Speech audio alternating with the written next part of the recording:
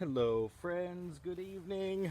Welcome to another episode of Heath's Fireside Chat. My name's Derek, and welcome to Happily Ever Esther Farm Sanctuary. We're located in Campbellville, Ontario. Good evening, everybody. Nice to see everybody. We hope you're having a wonderful day wherever in the world you're tuning in from. It is a very, very, very hot fire today. Check out the new teas. Check it out. Check it out. Aren't they beautiful? I think that it's being overexposed as because there is so much sun. Oh, there's a good shot of it. It says "You're beautiful," and this is the new Heath's Pride T-shirt. And on the back, or on the nape of the neck, is also the logo. It is a beautiful day today. It is just a gorgeous day. Super ideal. Not very hot, a little bit of a breeze. Yesterday was scorching hot. We just went through a few days of really super intense high humidity, and the residents and the humans that help out here are certainly relieved with the change of the pressure. There's a new air mass that's in, and it feels really fresh, and it's a wonderful day. This morning started really early. Most mornings start early here, but I'm going to just change. I'm just going to get out of the sun a little bit there. There we go. I think that's better. Yeah, most mornings are early, but this morning was particularly early with Esther. She was stewing around at about 3:30 and then up at 4 o'clock. Demanding all services. So it's been a really long day, but we were going to be up early anyways because this morning at the farm, I don't know if anybody else was up super early enough to see the eclipse that happened this morning. Super early. Here it was about 20 to 6 Eastern Standard Time when the moon was in front, cast a shadow in front, or was in front of the sun, and it was a unique experience. There was not much to see. It was just super bright, and unfortunately unfortunately the trees are really high around here, so the sun wasn't not quite up in our view at that time. But we had a surprise live feed this morning where we broadcast some of that bright light that was caused from the eclipse. The purple martins are swooping in. Some people call them barn swallows. These ones are specifically purple martins, and they do nest also in the barn. Friends, we have a whole bunch of questions in the question bag. I'm sure the first question is, where's Steve? Esther is, of course, over at the main farmhouse, and she decided that she was also busy moments while we were getting ready to head out of the house. So if you have a question, you can put it down in the comment feed below, and we'd be happy to answer it. If we don't answer it during this live broadcast, we will answer it during the next broadcast if there's time. And a way to get your question into the rainbow bag is just to comment below, and kind admins that help keep this a safe space and a fun space for everybody, and keep trolls at bay and keep educating folks. They take the questions and they email them to us, and they are inside of this bag. So we'll take the first question. That is hilarious. Kara says, can you believe Esther kissed Captain Dan finally? That was such a cute moment. I was so glad to be there to experience it as well. She was having a wonderful day, and she just went out and went right to the fence and bopped him right on the nose. It was just so cute. It's not the first time that they've kissed, but it's been a long time since they've kissed. So I hope this has maybe rekindled their love interest. So thank you, Kara. Next question.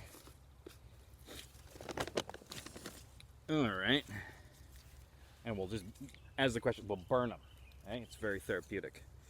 The big question is, how is Queen Esther doing?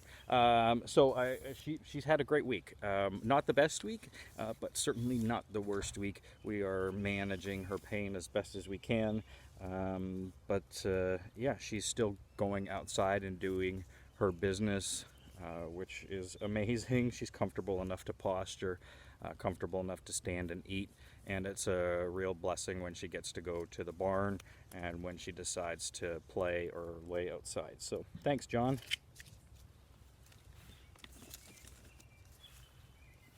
Jenny, has Esther, a lot of questions about Esther here. Does Esther have any birthday plans yet? We started talking about birthday plans. Ontario has been under lockdown, so there is no congregating. You're not allowed to have groups of people getting together. So we haven't really contemplated plans. However, Ontario is starting to open up gradually, so we started to visit some plans as to what that might look like for close friends and family. But I have to remain hopeful that we're able to do something, but we'll remain optimistic. So, good question. Friends, we are right in the midst of the $100,000 first ever Summer Sparkle campaign fundraiser, and we are trying to raise $100,000, and we are off to a great start. There is a little over $10,000 that was banked, and we were able to the way that the banking comes in is every Friday. So the first $10,000, $11,000 came in the first 3 days. So that's all the accounting that I have up to this point. But the accounting will be refreshed tomorrow, and then I'll have a really nice sum to report to you on Monday's Barnside chat. The $100,000 that we're trying to raise by June 30th is the goal, and it's for medical care and shelter for the residents. Some of the projects that we have going are the Broken Tractor Fund, we have the Quarantine and Recovery Suite, we have the Hay Barn Plans and Site Development, we have a Bridge Over Troubled Water, we have the Maintenance Drive Shed and Storage Shed, and we have to finish the barn for Pouty and Sir Denver. And of course, a really important plan is the fire hall, getting the Heath's fire hall in place. There are some really, really fun plans, and the social media has all switched focus to make sure that we're going to be able to reach our goals here. The Tractor Fund, BJ and Escalade, they are the spokespeople for that little portion of the fund. $10,000 is needed to get the tractor back in tip-top shape for the year. A bunch of leaking oil lines and hydraulic lines need to be replaced, and yeah, that has to get replaced, and it's not a cheap thing, I'm afraid. So we really need your help to get that back in service and be in tip-top shape. We use it for so many things like moving big rocks. I hope that we never have to use it, but it's for emergency planning and contingency planning. Should we ever have to lift one of the large residents, such as BJ or Escalade, it would be paramount into getting them up and off of the ground. So that's why they're heading up that fund. It's so important to those guys. $100,000 sounds like a lot of money, and it is. And it is very difficult to raise funds for the mission, and it's difficult to keep people inspired, it is a full-time job to keep people inspired into the mission and what it is that we're doing here. So that's why we've added the extra live feeds, and we'll be continuing to add more social media content to keep everybody involved and up to the minute with what's happening around here. There are so many moving components. If you were just to sit here in a day, I think you would be really dumbfounded to see how many people help make this farm work every single day. The volunteers, without question, hands down, they are the soul of this organization, and they come running from all corners to be here every single day. And without them, we just would not be able to grow. We would not be able to maintain. We would have to, fold up some of the programs that we offer here for the residents. The volunteers are just so amazing. The board of directors, they are volunteers also, and they help maintain everything here. They make sure that all of the fundraisers, you know, all the fundraisers are on track, and they make sure that all the legals are on track, and they make sure that we are hitting our goals, and they make sure that we're making good, responsible decisions. So it's just an outstanding volunteer effort, including even the folks that help post, on this website, on the Facebook here, that help comment on the Facebook. All, very valued volunteers. So, throw down a heart, in the comment for the volunteers. They've really been pushing. They have really been, the residents don't know that there's a pandemic currently going on, and it's been quite seamless. And to be able to provide more programs for the residents, the next program that we'll be adding is the quarantine and recovery suites. Recovery is so important for the aging residents, that they're getting the active therapies that they need on a weekly basis to make sure that they are living as long and enriched lives that we can provide for them. And during COVID, it's been a real challenge making appointments and getting everybody where they need to be within the limitations of the hospital, and where we take Donna Duck, and where the large animals go, where the large residents get to go. So we want to invest $31,000 of this campaign into the quarantine and medical recovery suites, and that will be the main 3-car garage we have. And over the garage, we're going to need to be building something like this, which is where we're going to use the other $30,000 for. We're going to use some recycled shipping containers, and we're going to put this poly roof over it. The poly roof is about 12,000 Canadian plus tax, shipping, delivery, and installation, and the containers are about $6,000 each, used and painted. So we'll be putting something like that in over near the manure pile, or the the compost pile. And all of the contents of the garage containers, and then we'll be able to park all of the tractors and anything like that parked underneath of that roof. Somebody did send an email and thought that $12,000 was expensive for a poly roof. I can assure you we've done a lot of research here, and there are definitely cheaper poly roofs, and there are for sure more expensive poly roofs. And the reason that we've chosen to go poly is because metal roofs are exceptionally expensive. Metal roof for the 40-foot span between those containers is under $50,000. And so the poly roofs, they last about 15 years. So we're just going to offset that expense right now by going poly, and then in 15 years we'll revisit whether or not we should put up a metal roof or not. But that expense, that's why we've chosen to go that way.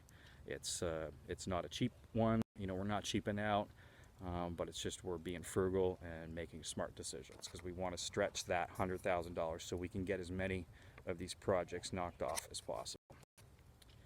We have a bridge on the property, as I'm sure some of you are aware, and it's a bridge over troubled water right now, or actually the bridge is quite troubled. So we're going to replace the bridge boards, and we're going to paint them up like a rainbow if we meet our goal of $100,000 by the end of June.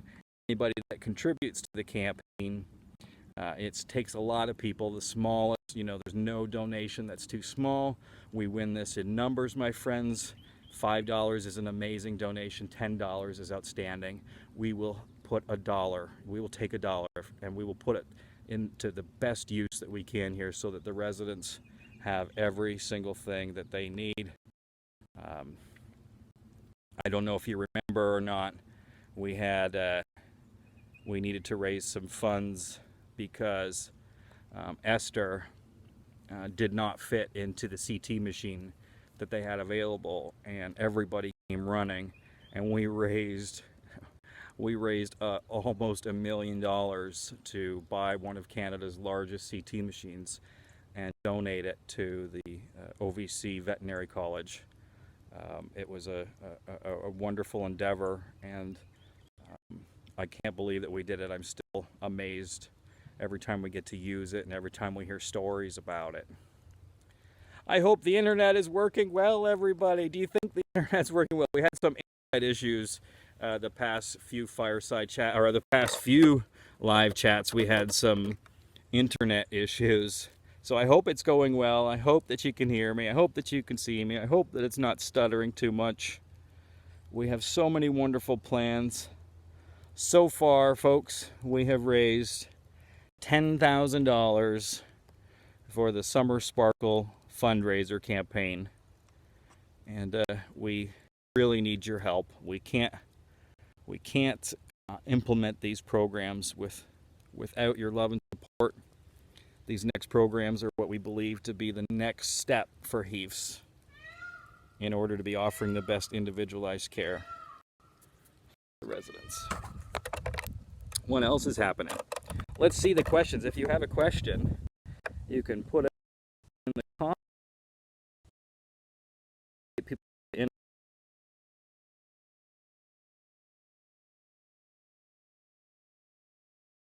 Is our friend here at the for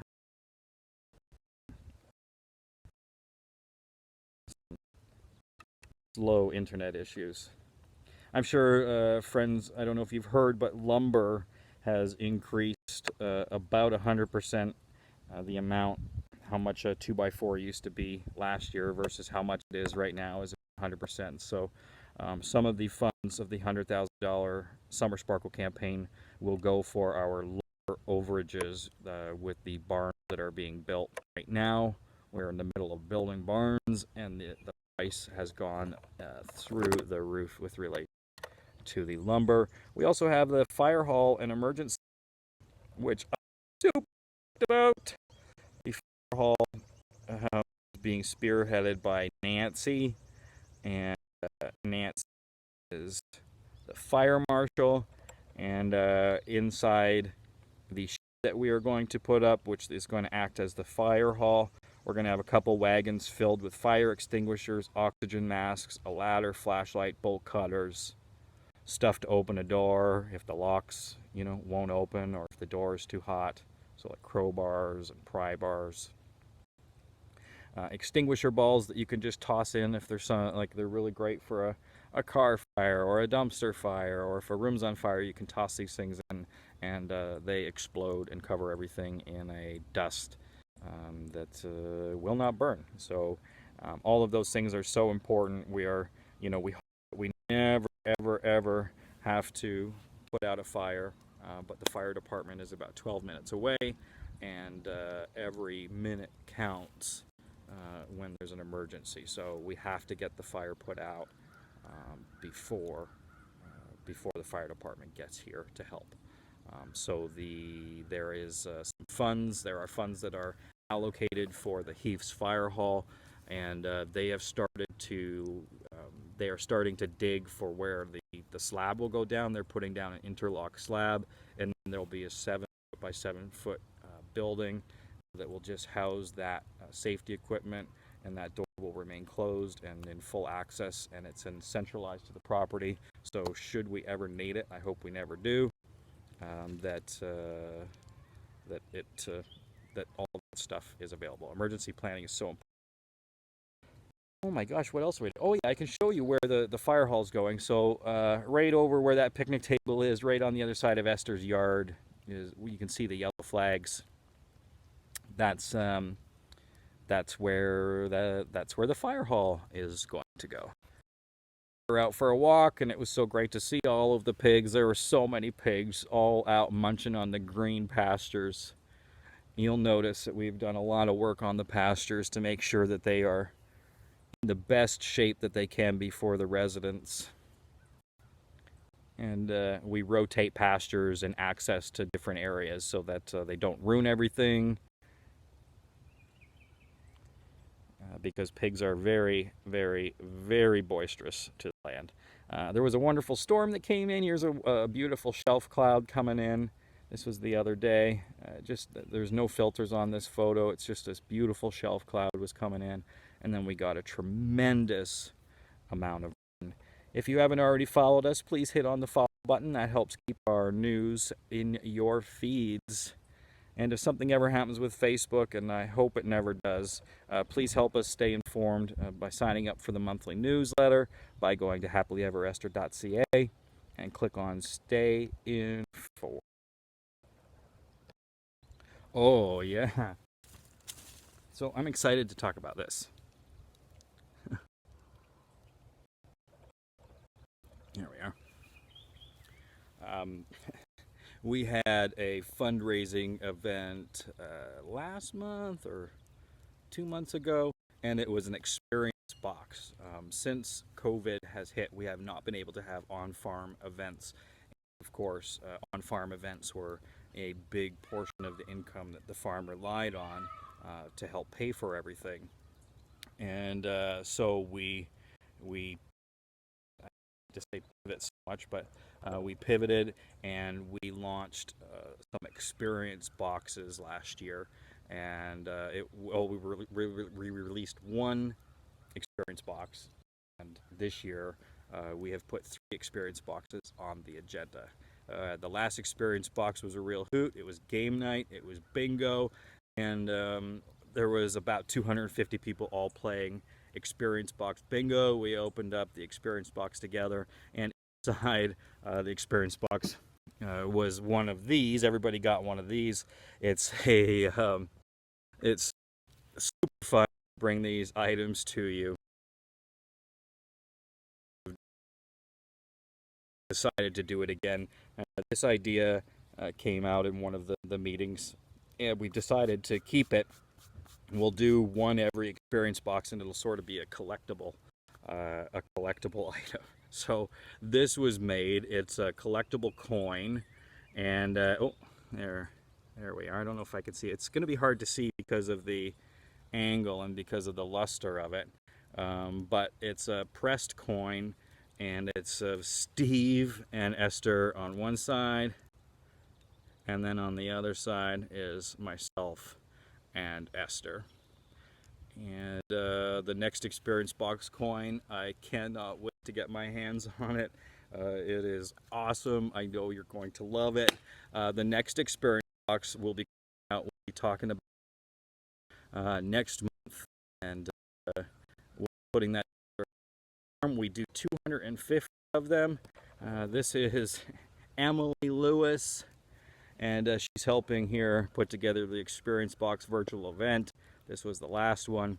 Emily Lewis here is an amazing asset. I don't know how much you follow all of the socials, but Emily Lewis was hired here at the farm. She's the most recent hire, and she's the director of operations. And Emily is an amazing asset here. She handles she helps handle the HR staff issues. She helps handle accounting, and she also helps me a great deal with all the fundraising. So, ladies and gentlemen, Emily Lewis. You'll be hearing from Emily a lot as time goes on, because she is such an integral part of the team now. Whew, I got smoke in my eye. Okay, we'll take another question. Does Esther wake up early every day to eat, and if so, does she go back to bed? From Lisa. Lisa, right now, every day Esther is waking up very early, and she's up about 4 hours at a time. So when she first gets up at 4, so she'll be up from about 4 to 8, and then she's down from 8 until about 3 or 4 o'clock in the afternoon, and then up for another couple of hours, and then back down for the count until the next day. Good question. All right, now power through some of these questions. If you have a question, you can put it down below in the comment feed. Have you ever had to deal with any of the residents overheating? From Sue. Yes, we have, and if the resident is small enough, they immediately go into an air-conditioned space. If they are not small enough to go into one of the air-conditioned spaces, then we use rubbing alcohol. We have a cooling machine to cool them down with, and we would also use water therapies, cold water therapies on towels would go across their necks. You can spray them with water. But yes, we have had residents overheat. The chickens will start, it's not uncommon when we have really hot weather for somebody to overdo it. So the caregivers, the volunteers, and the maintenance staff do an amazing job keeping a tab on all the residents. Does BJ Sue wants to know, does BJ work the farm by protecting the pigs and goats and sheep? Actually, I would like to say yes. And we hear BJ bray in the night sometimes, so he is interested in something. But I don't know if he would protect them or not. BJ is a bit of a barnyard bully, unfortunately. There's a bit of aggression, and so there's a reason why he and Escalade are part of their own herd, to keep the peace. We have the ability here to rotate everybody so that we can provide that separation. But would he protect the farm? I don't know. I would like to think so. I know Phil would protect the farm. Phil is a real protector of the farm. He does, you cannot get around this, definitely, for sure. What is going on? Oh, I like this part. So Kevin and Andrea's team have been working to get the Zinpro Feet First chute in play, and they've been trying a different scenario. This time we have it installed with gates that lead down through a stall and get narrower and narrower, and they pinch off, and then you would enter the Zinpro. Here's Captain Dan. You'll remember during the Holiday Magic fundraiser, we raised money to purchase the Zinpro chute for Captain Dan, because we don't want to have to keep sedating him for hoof care. And of course, everybody here, all of his friends, benefit from that piece of equipment. And Captain Dan does not want to go in it yet. He is not ready. He is such a boy, but he just won't go in it yet. So the team is going to try on Monday very, very hard to get him in. Come here, sweetie. Here. You can close that, that's fine. Come on. Andrea. Hey, girl. Oh, yeah. My goodness. So, Captain Dan, it doesn't matter when you're Captain Dan. We'll probably have to get behind Captain Dan with the control boards and then just hold our ground and make sure that he keeps moving forward. So funny. Folks were asking about where the new barns are currently being built. So the blue dot, that is currently the Heath's main barn. So that's where Captain Dan lives in. And then the red boxes that were drawn with my finger very quickly on the overlay map are where the other barns will be placed. The barn closest to the top of the screen, that is going to be a pig barn. And then the barn closest to the bottom of the screen, that square, that is the barn for the pig heads. So those barns were in the process of gaining all of the materials and permits. We are so stoked, looking forward to that. I saw a lot of questions about what this is. We were talking about what wood ticks are on the property. So there's a pair of tweezers and a bug to the right of the pair of tweezers, and that is a tick. And not all ticks have Lyme disease, but they are carriers for Lyme disease and other bits. So that was a tick that was found recently. Ticks have been really bad this year. Last year we had 2 ticks, and this year so far 14 ticks. 14 ticks. So we are extra vigilant. And when we find a tick, everything is a tick. It's like you feel a creepy crawly. Everything you launch out of your chair, launch out of whatever you're doing, just to see if it's a tick. You get a little stir crazy with it. Oh my gosh, I feel like we've been talking a lot. Steve was here. He knows me on how long before. But Steve is in the house right now with Esther. You can see in the background the Heath's main barn. And there's Marie, a kind volunteer, sweeping at the front of the barn to make sure that it's as presentable and ready for tomorrow. Peaceful day. So happy for everybody that was able to join us live. The replay, if there were any jumps or jitters, the replay will smooth it all out, and I promise it will be better.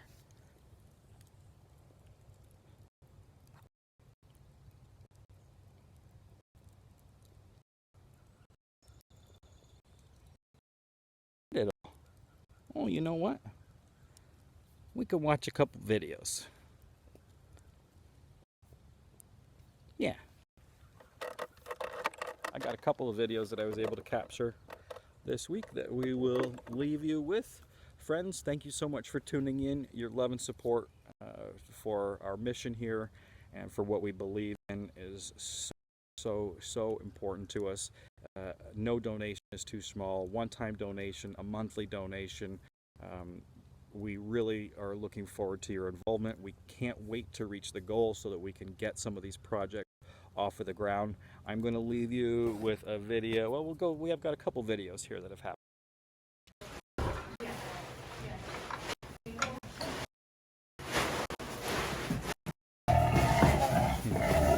Here's Brindle and Peggy.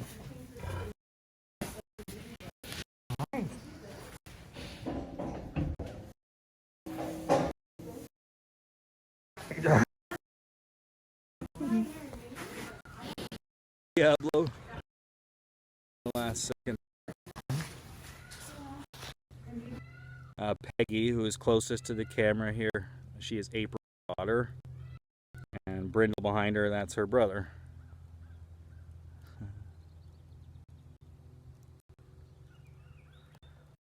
Some clean.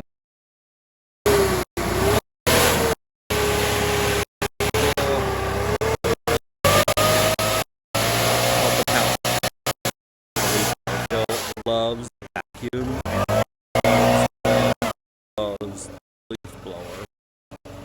Is hilarious.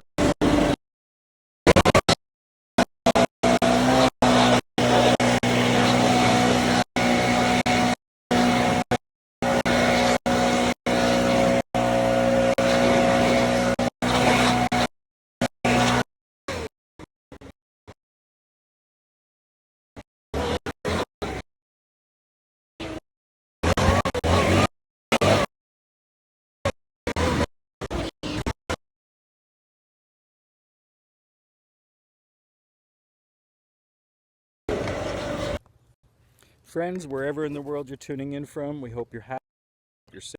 I know Steve would also be tipping a hat to you as well. Thank you so much for tuning in.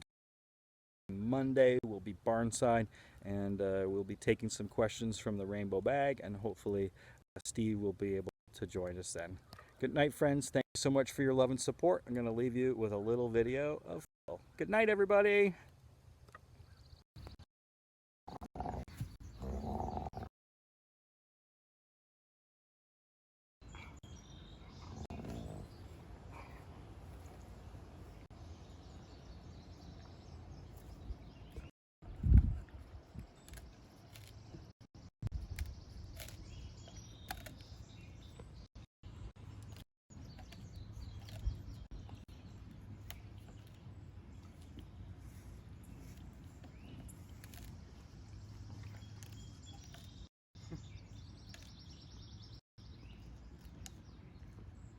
Very pleased.